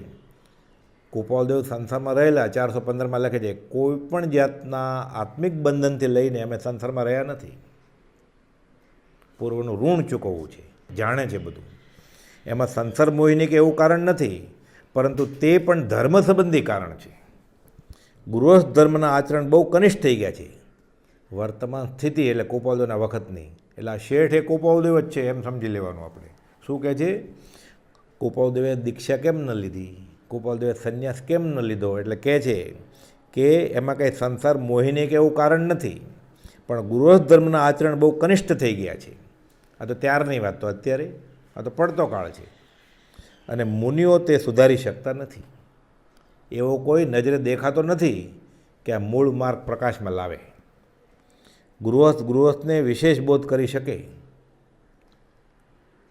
સામાન્ય રીતે કોઈ પણ સાધુ કાંઈ પણ વાત કરે એટલે શું કહે? એ તો એણે બધું ત્યાગી દીધું છે એટલે થાય. આપણાથી ક્યાંથી થાય? આપણે ઘર લઈને બેઠા જ તો, આપણે કુટુંબ લઈને બેઠા જ તો. એટલે ગૃહસ્થને વધારે બોધી શકે. એટલે કુપાલદેવ જે કાંઈ વાત કરી છે એ બધી વેપારી તરીકે હતા, ગૃહસ્થી તરીકે હતા, છોકરા છે એ હતા. રવજી બાપાને મહિને મહિને મની ઓર્ડર કરતા અને સાથે નીતિથી સદાચારથી ધર્મ વ્યવહાર નિભાવ્યો છે અને મોહ વગર કુટુંબ ચલાવ્યું છે. એટલે ગૃહસ્થ દશામાં પણ જીવ કઈ દશાએ પહોંચી શકે એ કુપોલદેવનો આદર્શમાં આદર્શ દાખલો છે. આવો તો ક્યારેક જ હોય. ઘણા ઘણા જ્ઞાની પુરુષો થઈ ગયા, પણ અમારે જેવો ઉપાધિ યોગ અને ચિત્ત સ્થિતિ ઉદાસીન, અતિ ઉદાસીન એવા પ્રમાણમાં થોડા થયા છે. એટલે કુપોલદેવ તો લાખો કરોડો નહીં, અબજો ખરવે નહીં, કાળચક્રમાં ક્યારેક જ થયા આવા પુરુષ. કેટલા યુગો વયા જાય પછી. એટલે યુગ પુરુષ 2004 યુગ પુરુષની નામાવલી છે, એમાંના એક સુધર્મા સ્વામીથી લઈ અને દુપ્પસહ મુનિ સુધીના એમાંના એક. ગૃહસ્થ ધર્મના આચરણ બહુ કનિષ્ઠ થઈ ગયા છે અને મુનિઓ તે સુધારી શકતા નથી. ગૃહસ્થને વિશેષ બોધ કરી શકે, આચરણથી પણ અસર કરી શકે. અંબાલાલભાઈને કુપોલદેવ એક પત્રમાં લખે છે કે આપણે બીજાને બોધ આપ્યા કરીએ, આમ કરો ને આમ ન કરો, એના કરતાં આપણે આચરણમાં રાખીએ એ વાત, સામેવાળો જોઈ અને તરત જ એ સ્વીકારી લે, એને ખબર પડે, એની વધારે અસર થશે. એટલા માટે થઈને ધર્મ સંબંધે ગૃહસ્થ વર્ગને હું ઘણે ભાગે એટલે યમ નિયમ ને એવો બધો બોધ આપે છે. ઘણે ભાગે બોધી યમ નિયમ માણું છું. દર સપ્તાહે આપણે ત્યાં 500 જેટલા સદગૃહસ્થની સભા પણ ભરાય છે. 8 દિવસનો નવો અનુભવ અને બાકીનો આગળનો ધર્મ અનુભવ એમને 2-3 મુહૂર્ત હું બોધું છું કે 8 દિવસમાં શું કર્યું, શું ન કર્યું, ધર્મની કઈ કરણી કરી, નવો બોધ શું વાંચ્યો વિચાર્યો, સ્વાધ્યાયમાં શું આવ્યું. મારી સ્ત્રી ધર્મશાસ્ત્રનો કેટલોક બોધ પામેલ હોવાથી તે પણ સ્ત્રી વર્ગને ઉત્તમ યમ નિયમનો બોધ કરી સાપ્તાહિક સભા ભરે છે. એટલે એ પણ શાણી છે, સુગ્ન છે. એટલે શાસ્ત્રનો બોધ બધી સ્ત્રીઓને આપે છે. નીતિ, સદાચાર, વેપાર, ખાવું પીવું શેઠ જાણે છે. શેઠ પણ વાત કરે છે, સ્ત્રી પણ જાણી છે. એટલે એ પણ પછી બધી સ્ત્રીઓને એ પ્રમાણે બોધ આપે છે કે ઘરમાં કેમ રહેવું, ગૃહિણી તરીકે રહીને પણ ધર્મનું આરાધન કેમ કરવું. સાપ્તાહિક સભા ભરે છે. પુત્રો પણ શાસ્ત્રનો બનતો પરિચય રાખે છે. સમય મળે ત્યારે, હજી છોકરા નાના છે અને જુવાન છે તો પણ એ પણ બનતો પરિચય રાખે છે. વિદ્વાનોનું સન્માન, અતિથિનું સન્માન, વિનય અને સામાન્ય સત્યતા, એક જ ભાવ, એવા નિયમો બહુધા મારા અનુચરો પણ સેવે છે. એટલે છેતરપિંડી નથી કરતા. કુપોલદેવ સમુચ્ચય વૈચર્યામાં લખે છે, કોઈને ઓછું અધિક તોડીને આપ્યું હોય કે ઓછો અધિકો ભાવ કયો હોય એવું અમને સાંભળતું નથી. કે 10 વર્ષે અને 12 વર્ષે કોઈ અનીતિ આદરી નથી. એકવાર 100 રૂપિયા વધારે આવી ગયેલા હિસાબમાં. માકુભાઈ રાજી થાય છે. માણેકચંદ ઘેલાભાઈ ભાગીદાર કુપોલદેવને કહે છે, સાંજે પેઢી બંધ કરવાનો ટાઈમ હોય ને, કુપોલદેવ કચરા ભેગો કચરો નાખી દેવા હતા ને ગટરમાં, હરામના પૈસા લેવા છે. એક જ ભાવ, સામાન્ય સત્યતા, એવા નિયમો બહુધા મારા અનુચરો પણ સેવે છે. એવો બધા એથી શાતા ભોગવી શકે છે. એટલે મન જ્યાં સુખ ભોગવતું હોય ત્યાં કેવી શાંતિ વેદાય પછી. નહીં તો પૈસા મળ્યા હોય એટલે ભૌતિકનો આનંદ હોય પણ મન આકુળ વ્યાકુળ હોય, મન તો ડંખતું જ હોય, અંતરદા બેડા જ કરતો હોય. અહીંયા સદાચાર નીતિથી શાતા ભોગવે છે. લક્ષ્મીની સાથે મારી નીતિ, ધર્મ, સદગુણ, વિનય એણે જન સમુદાયને બહુ સારી અસર કરી છે. લોકોમાંય પંકાય છે, પાંચમાં પૂછાય છે અને એને જોઈને બીજાઓ પણ એનું અનુકરણ કરે. રાજા સહિત પણ મારી નીતિ વાત અંગીકાર કરે તેવું થયું છે. રાજાએ પૂછે, પાંચમાં પૂછાય છે. હવે શ્રીમંત ને ધીમંત રાજા એને પૂછે નીતિ વિષયક વાતો, આ સલાહ આપે. આ સઘળું આત્મપ્રશંસા માટે હું નથી કહેતો. કુપોલદેવે વચનામૃત 18માં લખ્યું છે કે જો જ્ઞાનીઓ પોતાની સાચી વાત કરે જ નહીં, પોતાની શક્તિ કેટલી છે વાત કરે જ નહીં, તો પ્રસિદ્ધિમાં કેવી રીતે આવે? એટલે કુપોલદેવ અવધાન કર્યા જ ન હોત તો આપણને આત્માની કેટલી શક્તિ હોય ખબર કેમ પડે? એટલે ઉદયપ્રયોગે અવધાન કરીને પછી 19 વર્ષે બંધ કરી દીધા. કહે છે પીટરસન સાહેબને, ચાર્લ્સ સાર્જન્ટને બધા કે જાઓ પરદેશ જાઓ, તો કે ના. પણ પાછું 18મા પત્રમાં લખે છે કે જો ખબર જ ન પડે કોઈને તો લોકો એનો લાભ કેવી રીતે લઈ શકે કે આત્માની શક્તિ કેટલી છે. અને આ શક્તિઓ સાથે પણ જીવ સદાચારી નીતિથી જીવી શકે છે અને ગૃહસ્થ વ્યવહારમાં પણ આટલા આગળ નીકળી શકે છે. એટલે કહે છે કે રાજા સહિત પણ બધા મારી નીતિ વાતને અંગીકાર કરે તેવું થયું. આ સગળું આત્મપ્રશંસા માટે હું કહેતો નથી, એ આપે સ્મૃતિમાં રાખવું. આ તો યાદ જ રાખજો કે નોય પૂજા આદિની કામના અમારે માન નથી જોતું. એણે તો સિદ્ધાંત પ્રતિપાદન કર્યો કે જગતમાં માન ન હોય તો મોક્ષ અહીં જ હોય, અને જેટલા પોતાની પૌદ્ગલિક મોટાઈ છે એટલા હલકા સંભવે 85માં પત્રમાં લખ્યું. એટલે પૂરું ખ્યાલમાં છે બધું. એટલે આ પંડિતજીને આ ધનાઢ્ય કહે છે, કુપોલદેવ જ છે, કે આત્મપ્રશંસા માટે હું નથી કહેતો, એ આપે સ્મૃતિમાં રાખવું ખાસ. માત્ર આપના પૂછેલા ખુલાસા દાખલ આ સગળું સંક્ષેપમાં હું કહેતો જાઉં છું. હવે શિક્ષાપાઠ 65 સુખ વિશે વિચાર ભાગ 5મો. આ સગળા ઉપરથી હું સુખી છું એમ આપને લાગશે. હવે એટલી બધી વાત કરી, તમને લાગશે ખરો કે હું સુખી છું આજની બધી વાત જુઓ તો, પણ ગઈકાલની સાથે નાખો તો, અને સરખાવો તો, ત્રાજવે તોડો તો. તૈયારી છે કે આ બધું વયું જશે, તડકા પછી છાયો આવશે? આવું સુખ જોઈએ છે? અને સામાન્ય વિચારે મને બહુ સુખી માનો તો માની શકાય તેમ છે. ધર્મ, શીલ અને નીતિથી તેમજ શાસ્ત્ર વિધાનથી મને જે આનંદ ઉપજે તે અવર્ણનીય છે. આ કહે છે શેઠ કે ધર્મનું જે સુખ છે, નીતિનું જે સુખ છે, શીલ વ્રતનું જે સુખ છે, આ સુખ અવર્ણનીય. કુપોલદેવે વચનામૃત 600માં લખ્યું છે કે 9 વાળ વિશુદ્ધ જે બ્રહ્મચર્ય પાળે અને એને જે બ્રહ્મચર્યનો પછી આનંદ આવે એ અવર્ણનીય આનંદ હોય છે. વચનામૃત 600ની છેલ્લી લીટી. અને ઉપદેશકપણું પણ ત્યાર પછી કરવા યોગ્ય છે. આ શેઠ ધનાઢ્ય શેઠ ઉપદેશ આપે છે એને આ છે કે શીલ, નીતિ, આનાથી મારે જે આનંદ ઉપજે છે અવર્ણનીય આનંદ છે. અને અવર્ણનીય આનંદ આવે છે એટલે એને છૂટ છે ઉપદેશ આપવાની પણ. એ ગુરુ થવાને લાયક છે. ગુરુ થવું નથી કહે છે, આત્મપ્રશંસા માટે હું નથી કહેતો. સામેવાળાનું ભલું થાય. મને આત્મિક સુખ મળ્યું છે, સામેવાળો પામે. સમય માત્રના અનવકાશે સમસ્ત લોક આત્માવસ્થા પ્રત્યેઓ સ્વરૂપસ્તો. એટલે પણ તત્વદ્રષ્ટિથી હું સુખી ન મનાવું. ઊંડા ઉતરી સૂક્ષ્મ કરો વિચાર તો આ સુખ નથી. જ્યાં સુધી સર્વ પ્રકારે બાહ્ય અને અભ્યંતર પરિગ્રહને ત્યાગ્યા નથી ત્યાં સુધી રાગદોષનો તો ભાવ હોય જ. અંતરંગ પરિગ્રહ હજી છે અને બાહ્ય પરિગ્રહ દેખાય છે. જો કે તે બહુ અંશે નથી. બહારનું તો બધું છોડી જ દીધું છે ને એમાં બહુ આનંદ નથી આવતો. અંતરંગ પરિગ્રહ નથી, ખાલી ઉદય પ્રયોગની વાટ જોવે છે ખાલી. તો ત્યાં ઉપાધિ પણ છે થોડીક. સર્વસંગ પરિત્યાગ કરવાની મારી સંપૂર્ણ આકાંક્ષા છે. વનમાં જે એવું તો છે જ. પણ જ્યાં સુધી તેમ થયું નથી ત્યાં સુધી હજુ કોઈ ગણાતા પ્રિયજનનો વિયોગ, વ્યવહારમાં હાનિ, કુટુંબીનું દુઃખ એ થોડે અંશે પણ ઉપાધિ આપી શકે. આપે છે એમ નહીં, આપી શકે કદાચ, જો મન મક્કમ ન હોય. કુપોલદેવે તો પોતાની દશા લખી છે 324માં કે ચોતરફ ઉપાધિની જ્વાળા છે. પરમ જ્ઞાની સિવાય કોઈને શાંતિ ન રહે, પણ અમારે રહે છે કે આશ્ચર્યકારક છે કે આવી ઉપાધિ આપી શકે કે પ્રિયજનનો વિયોગ થાય, કુટુંબીઓને દુઃખ થાય કે વ્યવહારમાં ક્યાંક નુકસાન થાય તો આપી શકે. જોકે અમે મક્કમ થઈ ગયા છીએ પણ કે આપી શકે. પોતાના દેહ પર મોત સિવાય પણ નાના પ્રકારના રોગનો સંભવ છે. મરવા સિવાય મને એવો રોગ આવી શકે. માટે કેવળ નિર્ગ્રંથ બાહ્યભ્યંતર પરિગ્રહનો ત્યાગ, અલ્પ આરંભનો ત્યાગ એ સઘળું નથી થયું ત્યાં સુધી હું મને કેવળ સુખી માનતો નથી. કહે છે આ શેઠ કે હું સર્વસંગ પરિત્યાગી થઈ જાઉં, નિર્ગ્રંથ બાહ્ય અને અભ્યંતર બધા પરિગ્રહ છોડું, કોઈ જાતની મમતા જ નહીં, રાગે નહીં, દ્વેષે નહીં, વિતરાગ થઈ જવું છે. હવે આપને તત્વની દૃષ્ટિએ વિચારતા માલુમ પડશે કે લક્ષ્મી, સ્ત્રી, પુત્ર કે કુટુંબ એ વડે સુખ નથી. લક્ષ્મી, અધિકાર, કુટુંબ ને પરિવાર આ બધું વધે તો સંસાર વધે અને નર દેહને હારી જવાનું થાય.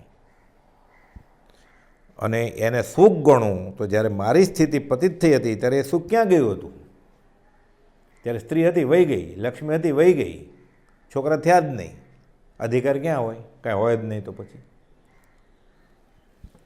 જેનો વિયોગ છે, જે ક્ષણભંગુર છે અને જ્યાં એકત્વ કે અવ્યબાદપણું નથી તે સુખ સંપૂર્ણ નથી. શાશ્વત એકાંતે સુખ હોવું જોઈએ કે આ સુખ ક્યારે પછી ઘટશે જ નહીં. સાદી અનંત સમાધિ સુખ હોય એવું સુખ જોઈએ છે અમારે. પુનરાવૃત્તિ એવું સુખ જોઈએ છે. એટલા માટે થઈને હું મને સુખી કહી શકતો નથી. હું બહુ વિચારી વ્યાપાર વહીવટ કરતો હતો તો પણ મારે આરંભ ઉપાધિ એટલે જે ક્રિયા કરવાથી હિંસા થઈ આરંભ અને ઉપાધિ તો થવાની છે. અનીતિ અને લેશ પણ કપટ સેવું પડ્યું નથી એમ તો નથી જ. અંશે થોડીક તો માયા કરવી જ પડે. કેમ કે ધંધો કરવા બેઠો હોય તો 5 રૂપિયા માલ લાવે અને 4 રૂપિયા વેચાય નહીં, એ તો વ્યવહાર પણ નથી. એટલે કે અંશ માયાચાર તો કરવો જ પડ્યો. ખાલી કપટ સેવું પડ્યું નથી એવું નથી, થોડું ખોટું એ બોલવું પડે. અનેક પ્રકારના આરંભ અને કપટ મારે સેવા પડ્યા હતા. આપ જો ધારતા હો કે દેવ ઉપાસનાથી લક્ષ્મી પ્રાપ્ત કરવી, તો તે જે પુણ્ય ન હોય તો કોઈ કાળે મળના નથી. એટલે દેવ પ્રસન્ન થશે, પણ અકર્મીનો પડિયો કાણો દેવ પ્રસન્ન થશે ને આપશે તો તમે વાપરી નહીં શકો, અને કદાચ આપશે તો પછી વહી પણ જશે. પછી શું કરશો? પુણ્યથી લક્ષ્મી પામી મહાઆરંભ કપટ અને માન પ્રમુખ વધારવા તે મહાપાપના કારણ છે. લક્ષ્મીનું આ ખરું ફળ નથી, આ તો પાપનું કારણ છે. પાપ નરકમાં નાખે છે. પાપથી આત્મા પામેલો મહાન મનુષ્ય દેહ એળે ગુમાવી દે છે. એમાં ને મારે ભોગ ઉપભોગમાં પછી કાં તો અધિકાર વધારવામાં, આનાથી વધારે મળે, આનાથી વધારે મળે. એક તો જાણે પુણ્યને ખાઈ જવા, વ્યવહારિક સુખ જે મળે પુણ્યથી, એટલે એટલી એફડી વટાવીને એટલે રોકડી કરી, એટલું પુણ્ય વાપર્યું એના બદલામાં સુખ મળ્યું, એટલે એવું પુણ્ય ઓછું થઈ ગયું. સુખ પ્રાપ્ત કરતાં સુખ ટળે છે. આ તો એનકેશ કરી એફડી. પુણ્યાનું બધું પુણ્ય હોય એ વાપરવામાં આવે તો પુણ્ય વધતું જાય. આ પુણ્ય એવું છે કે વ્યવહારના સુખ અર્થે વાપરે, ભોગ વિલાસ અર્થે વાપરે તો શાતા છે એટલું ખલાસ થઈ ગયું. પછી ખલાસ થઈ જશે પછી પાપ વધશે, એનો ઉદય થશે ત્યારે પછી રડતાય ન આવડે. એટલે કહે છે પુણ્યને ખાઈ જવું, બાકી વળી પાપનું બંધન કરવું, લક્ષ્મીની અને તે વડે આખા સંસારની ઉપાધિ ભોગવવી, તે હું ધારું છું કે વિવેકી આત્માને માન્ય ન હોય. અહીંયા વિવેક એટલે વ્યવહારમાં ડાયોડમરો નહીં, ભેદ જ્ઞાનની વાત છે, દેહ અને આત્માની વાત છે, શાશ્વત સુખ કયું એની વાત છે. મેં જે કારણથી લક્ષ્મી ઉપાર્જન કરી હતી તે કારણ મેં આગળ આપને જણાવી દીધું છે કે મારે આવી સ્થિતિ થઈ ગયેલી. એટલે મારે પાછું એ ભાવ તો હતો કે કુળ પરંપરા જે મારી સાવ હીન થઈ ગઈ, અને પાછું હું નામ રોશન કરું. જેમ આપની ઈચ્છા હોય તેમ કરો. આપ વિદ્વાન છો, કે તમે તો ભણેલા છો, પંડિત છો, શાસ્ત્રના અભ્યાસી છો, ભલે મર્મ નહોતો તમે પકડ્યો, મેં તમને આ વાત કરી મારી. હું વિદ્વાનને ચાહું છું, તમે બુદ્ધિશાળી છો, અહીંયા રહ્યો તમે. આપની અભિલાષા હોય તો ધર્મધ્યાનમાં પ્રસક્ત થઈ સહકુટુંબ થઈ અહીં પધારો, અહીં જ રહ્યો તમે. ધર્મધ્યાને કરો, વ્યવહાર નભાવો, અધ્યાત્મમાં આગળ વધો, મને સત્સંગ મળશે. આપની ઉપજીવિકાની સરળ યોજના જેમ કહો તેમ હું રુચિપૂર્વક કરાવી આપું તમને. તમે કહેતા હો એમાં અહીંયા જ તમારી આજીવિકાનું સાધન ગોઠવી દઉં. મુમુક્ષુને તો માંડ આજીવિકા ચાલે તો ઘણું છે, અને તમને શાંતિથી તમારી આજીવિકા ચાલશે, અને સાથે ધર્મ ધ્યાન થશે. અહીં શાસ્ત્ર અધ્યયન અને સત વસ્તુનો ઉપદેશ કરો. તમે પંડિત છો, આપણે સત્સંગ કરશું, તમે ઉપદેશ કરો લોકોને, એટલે ધર્મ પ્રભાવ ન થાય. ગોપાલ 27મા પત્રમાં લખે છે ને ચતુર્ભુજ બેચરને, તમે આ વાર્તાના બધા શિષ્યમાં તમે અગ્રેસરતા ભોગવો, શિષ્ય થવામાં. મિથ્યા આરંભ ઉપાધિની લુલુપ્તમાં હું ધારું છું કે ન પડો. હવે તમારે દેવની આરાધના કરીને વ્યવહારિક સુખ જોઈએ છે, આમાં પડો નહીં. તમે આ બધું મિથ્યા છે, એ શાશ્વત સુખ નથી. પછી આપની જેવી ઈચ્છા કે હું તમને આજ્ઞા નથી કરતો, આ સૂચન કરું છું. પંડિત કહે છે આપે આપના અનુભવની બહુ મનન કરવા જેવી આખ્યાયિકા કહી. તમે તો આખી આખ્યાયિકા, તો નવલકથા, આખી વાત થઈ ગયા. તો મોટો અધ્યાય, તો બોધ લેવા જેવી કથની છે. આપ અવશ્ય કોઈ મહાત્મા છો, તમે વેપારી છો જ નહીં, લાગો છો ઝવેરી.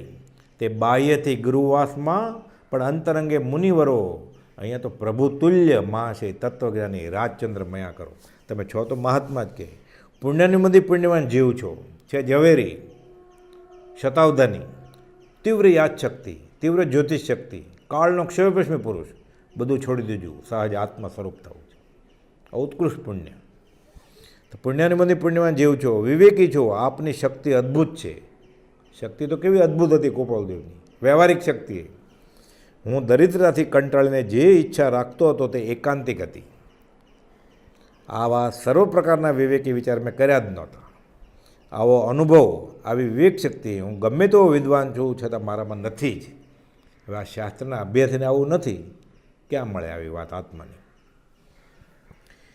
એ હું સત્ય જ કહું છું. આપે મારે માટે જે યોજના દર્શાવી તે માટે આપનો હું બહુ ઉપકાર માનું છું. કે મને આ લક્ષ્ય જ નહોતો, તમે મને સાચે રસ્તે દોર્યો. સૌભાગભાઈ માગ કરતા હતા સત્સંગ કરવા માટે. 250 જેટલા પત્ર લખી અને ગોપાલદેવ એને સમજાવે છે કે જ્ઞાની પાસે વ્યવહાર માગ્યો તો દર્શન આવણી કર્મનો બંધ પડશે, જ્ઞાની અન્યથા કરે જ નહીં. સૌભાગભાઈ કહે છે માગી ખાઈને ગુજરાન ચલાવીશું, પણ આત્માના આનંદ આગળ આ બધું તુચ્છ છે. અહીંયા પંડિતજીને થયું કે હવે મને ખબર પડી કે આવી વિવેક શક્તિ હું ગમે તેવો વિદ્વાન છું છતાં મારામાં નથી, એ હું સત્ય જ કહું છું, તમારે વખાણ કરવા માટે નહીં. મને આ અનુભવમાં આવે છે આ તમારી વાત. આપે મારા માટે જે યોજના દર્શાવી તે માટે આપનો હું બહુ ઉપકાર માનું છું, અને નમ્રતાપૂર્વક એ હું અંગીકાર કરવા હર્ષ બતાવું છું કે મારા પુણ્ય જાગ્યા કે મને આવો સતયોગ, સત સમાગમનો યોગ અને સાથે શાસ્ત્ર અધ્યયન થશે અને મારી આજીવિકા નીતિ સદાચારપૂર્વક ચાલશે. મારે હવે ધનાઢ્ય થવું જ નથી, મારે હવે આત્મસંપત્તિ જોઈએ છે. હું ઉપાધિને ચાહતો હતો, લક્ષ્મીનો ફંદ ઉપાધિ જ આપે છે. આપનું અનુભવ સિદ્ધ કથન મને બહુ રૂચ્યું છે કે તમે મને ભલો બોધ આપ્યો. સંસાર બળતો જ છે, એમાં સુખ નથી. એકાંત દુઃખે જરિયેલો એ આખો લોક આધિ વ્યાધિ ઉપાધિથી બળી જ રહ્યો છે કે આપે નિરુપાધિક મુનિ સુખની પ્રશંસા કહી તે સત્ય છે. અહીંયા તો વ્યવહારમાં છે આ દશાએ કહ્યું ને મારે નિર્ગ્રંથ થવું છે, તમે તો નિરુપાધિક મુનિ સુખની વાત કરી કે મૂળ ધ્યેય તો એ જ છે. ક્યારે થશું? બાહ્યાંતર નિર્ગ્રંથ જો અપૂર્વ અવસર એવો ક્યારે આવે, એને તો આવી જ ગયેલો, આપણને બોધીને ગયા ગોપાલદેવ. તે સન્માર્ગ પરિણામે સર્વ ઉપાધિ આદિવ્યાધિને સર્વ અજ્ઞાનભાવ રહિત એવા શાશ્વત મોક્ષનો હેતુ છે. જો હું આ રસ્તે જે ચડી જશે એને અનુક્રમે મોક્ષ મળશે. જીવ તે ભવે કે ભાવિ એવા થોડા કાળે શાશ્વત સુખને પામશે. એને મંજૂર થયું એટલે કહે છે બરાબર છે, હવે હું અહીંયા જ રહું છું. મારે હવે શિક્ષાપટ 66 સુખ વિશે વિચાર ભાગ 6 એમાં શેઠ પોતાની વાત કરશે. પંડિતે સ્વીકારી લીધી બધી કે મારે અહીંયા જ રહેવું છે. એ આપણે અવસરે વાત કરશું. સહજાત્મ સ્વરૂપ પરમ ગુરુ.